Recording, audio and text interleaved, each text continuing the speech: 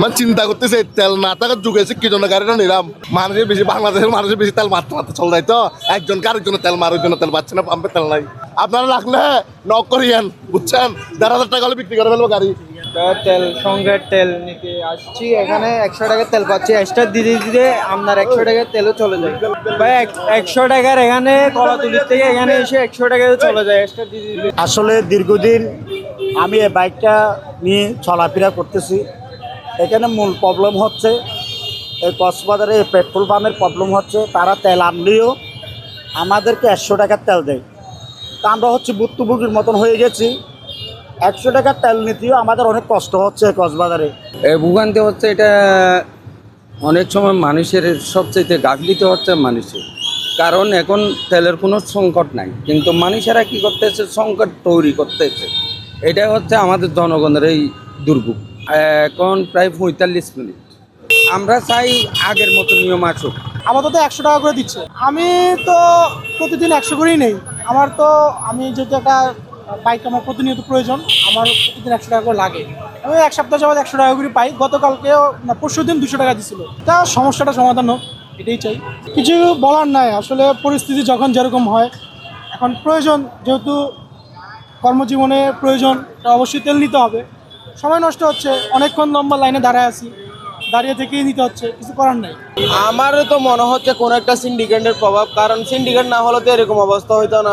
বিভিন্ন নেতাকর্মীর বাসায় পেট্রোল পাম্পের নিজেরাই হচ্ছে ওদের মানে মজুত করে রাখা হয়েছে, কিন্তু ভোগান্তিতে পড়তে তো এই যারা বাইক চালাচ্ছে, যেমন কি আমরা নিজেরা বাইক চালাচ্ছি, 100 টাকার তেল নিয়ে, এই তেল নিয়ে আমরা বেশি দূর পর্যন্ত আগাইতে পারি না। মানে এইখান থেকে লাবণী পর্যন্ত গিয়ে হচ্ছে আটকা যাই। 100 টাকার দিচ্ছেও 100 টাকার, 200 টাকা দিতে বললেও ওরা বলে যে না, এখানে তেলের সংকট এটা দেখাচ্ছে।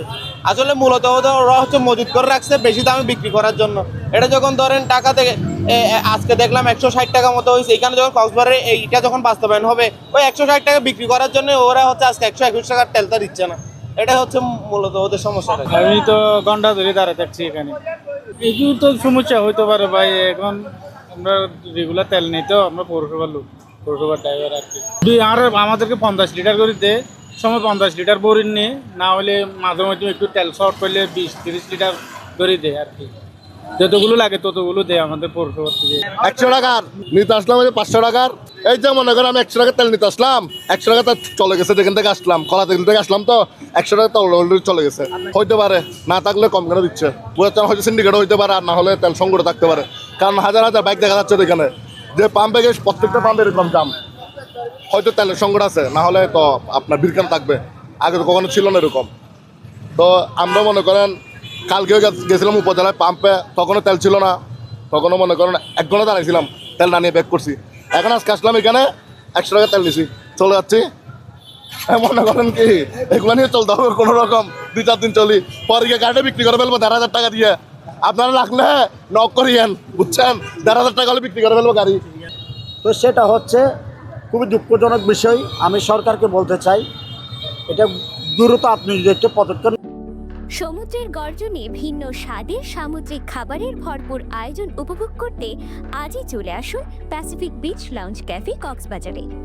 আমাদের কক্সবাজারবাসীর জন্য ভালো হবে। আর কালকে আমি ওইখানে 2-1টা পাম্প রয়েছে, নামোর আগে একটা পাম্প প্লেটার নাই। তারটা কথা হচ্ছে আমরা এভাবে হলে অনেক কষ্ট পাচ্ছি, সেটা দেখার বিষয় সরকার থেকে। এটা আমরা আবেদন করতেছি, আপনি যেতে পারেন, আমাদেরকে গুরুত্ব তেলের ব্যবস্থা করেন। হবে, এখন গাড়িতে 1 ফুটা তেল নাই, এখন কি 100 টাকার তেলে হবে? এখন বাড়িও তো অনেক দূর, এখন মেয়েদেরকে কক্সবাজার নিয়ে আসতেছি, এখান থেকে আবার বাড়িতে চলে যেতে হবে। 100 টাকার তেল দিয়ে কি আসলে হবে না। সব জায়গায় বলতে আমি কক্সবাজারের বেশিরভাগ হচ্ছে পেট্রোল পাম্পে, যেমন কি ওই বুলাবাউল পেট্রোল পাম্পে মোটামুটি একটা পাওয়া যাচ্ছে, টার্মিনাল ওইটা ডাইরেক্ট বন্ধ করে দিয়েছে।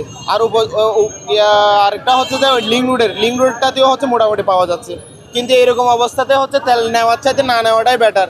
এখানে প্রায় 30 মিনিট দাঁড়িয়ে থেকে মানে একটা 100 টাকার তেলের জন্য 30 মিনিট দাঁড়িয়ে থাকতে হচ্ছে। এটা মানে আসলেই খুব কষ্টের মধ্যে আছে যারা হচ্ছে বাইক চালাচ্ছে তারাই। আমরা হচ্ছে মূলত যারা যে সিন্ডিকেটের তৈরি হয়েছে, এটা যদি ওনারা যদি প্রশাসনের দিক দিয়ে হোক, বিভিন্ন উদ্বোধন কর্মকর্তারা যদি এটা হচ্ছে সমাধান না করে, তাহলে এভাবেই চলবে, ভোগান্তিতে পড়বে সাধারণ জনগণ। যেহেতু অলরেডি একটা সমস্যা চলতেছে, যুদ্ধ, এখন বলা যাচ্ছে না আসলে সিন্ডিকেট কিনা।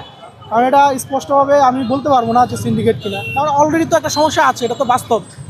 এই জন্য আমি আসলে এই বিষয়ে কোনো মন্তব্য করতে চাই না, যেহেতু এটা একটা প্রবলেম, আসলেই প্রবলেম, বলা যাচ্ছে না আসলে সিন্ডিকেট নাকি মূলত প্রবলেম।